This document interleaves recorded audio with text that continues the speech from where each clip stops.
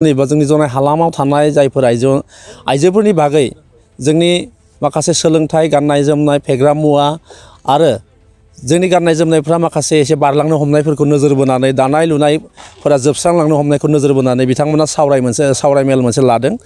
बेवहाय जोंबो खौसेथि बर' सुबुं आफाद हिसाबै जोंनि बे जनाय हालामनि एबा जोंनि जनाय हालामाव जों थोब्ले माब्लेयैबाबो रायजो जानानै थानाय जोंनि बर'फोरनि जिबिलाक रांखान्थि समाजखान्थि धोरोमखान्थि आसार बेबहार बेफोरनि सायावनो जों बिथा खालामनानै रायलायगोन।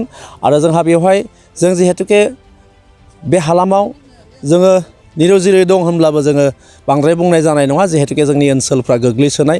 बेखौ जोङो मा रोखोमै लांब्ला मा रोखोमै जों मावलाङोब्ला जों बे ओनसोलखौ एसे गोग्गोमै दाफुंलांनो हागोन बा बे जायगानि जोंनि हारिनि थासारिखौ जों बोरै गोजोर खालामनो हागोन बेफोर नोजोरखौ लानानैनो जोङो साननायनि हाबाफारि लादों। बेवहाय जोङो आलासिफोरबो लेंहरनाय दंखायो।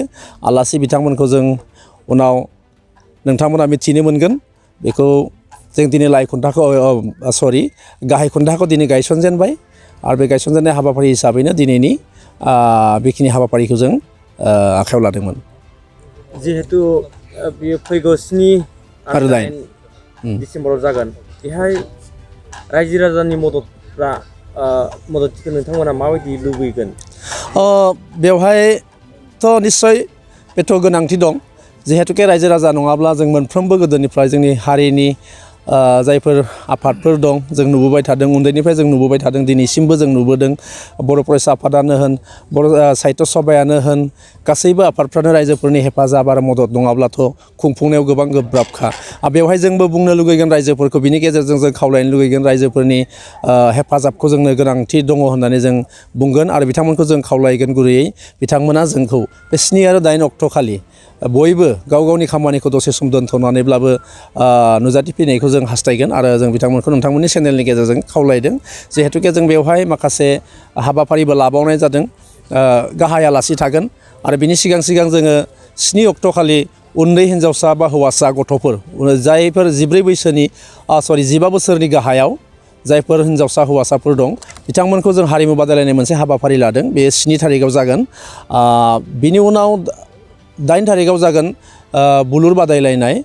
जों मोनफ्रोमबो जोंनि जनाय हालामनि सिङाव थानाय गासैबो गामिनि जायफोर जोंनि बुलुर गेलेग्रा बादायारि बिथांमोन दं बिथांमोनखौ जों बुलुर गेलेनायखौ बादायलायनायाव बाहागो लाफैनायखौ जों खावलायगोन।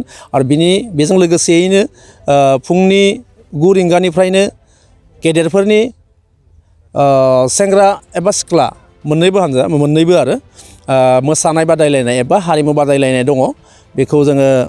बेखौबो लाफानाय जादों।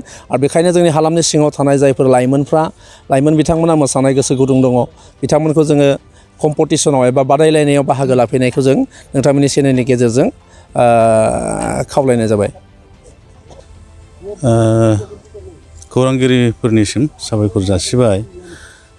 फैगौ डिसेम्बर दाननि 7 आरो 8 अक्ट'आव जानो गोनां जनाय दख'रा खौसेथि बर' सुबुं आफादनि नैथि बोसोरारि जथुम्माजों लोगोसे 19थि दुलाराय बर' आइजो अनसाय आफाद जनाय दख'रानि जानो गोनां मेल, बे मेलावहाय गाहाय खुन्थिया गायजेननो थाखाय आंखौ बहाय लेंनानै लाबोदों।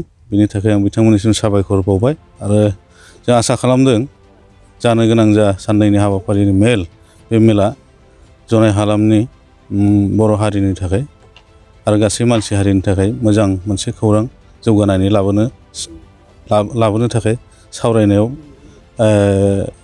हेफाजाब जागोन, आं बेखौ आसा खालामदों। आरो गासै जनाय हालामनि जाहाथे रायजोफ्रा गाजा गोमजायै बे हाबाफारिखौ बाहागो लानानै जाफुंसारहोयो बेखौनो मिजिंथिदों। गिबियावनो नोंथांमोननि चेनेलसिम बरायग्रोबाय। दिनै जोङो खौसेथि बर' सुबुं आफाद जनाय आनसलिक कमिटि आरो जनाय दख'रा आइजो अनसाय आफाद जनाय दख'रा खौसेथि बर' सुबुं आफादनि खुंगा नैथि बोसोरसालिया जथुम्मा आरो जनाय दख'रा आइजो अनसाय आफादनि 19थि बोसोरारि जथुम्मा बेखौ जों जथाय खुंनो आखायाव लादों।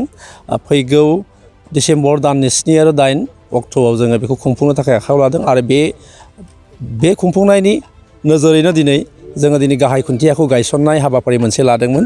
दिनै जों बेवहायनो जोंनि खौसेथि बर' सुबुं आफादनि धेमाजि जिल्लानि लोगो आफादगिरिखौ आलासि महरै लाबोनानै बिथांखौ जों गायजेन होबाय आरो दिनैनिफ्राय जोंनि हाबाफारिफ्रा खामानि मावनाय जिবিলাক हाबाफारि दं बे हाबाफारिफ्रा दिनैनिफ्राय जागायलांसिगोन। ओमफ्राय नोंथांमोननि गेजेरजों बेखौनो फोरमायनो नागिरगोन जिहेथुके जोंनिया साननैनि हाबाफारि बेवहाय आइजोफोरनि डेलिगेट्स दं आरो खौसेथि बर' सुबुं आफादाबो डेलिगेट दङ। मोननैबो आफादा आलदा आलदा डेलिगेट जगोन। बे डेलिगेटआव आइजो अनसाय आफादाबो गावसोरनि आइजो माहारिनि बे जोंनि ओनसोलनि बा जोंनि जनाय हालामाव थानाय जायफोर आइजोफोरनि बागै जोंनि माखासे सोलोंथाइ, गाननाय जोमनाय, फेग्रा मुवा आरो मोनसे गोजोनथाव खौरां। गोजोननि नोगोर क'क्राझाराव थानाय बाजार इन्डिया आरो MRM हस्पिटाल साखाथियाव बड'लेण्ड थेरापिस्ट सेन्टाराव थुब्ला ब्रह्मआ गुबुन गुबुन रोखोमनि सानाय सुनाय गोनां सुबुंफोरनि थाखाय फाहामथाय होनाय जायो।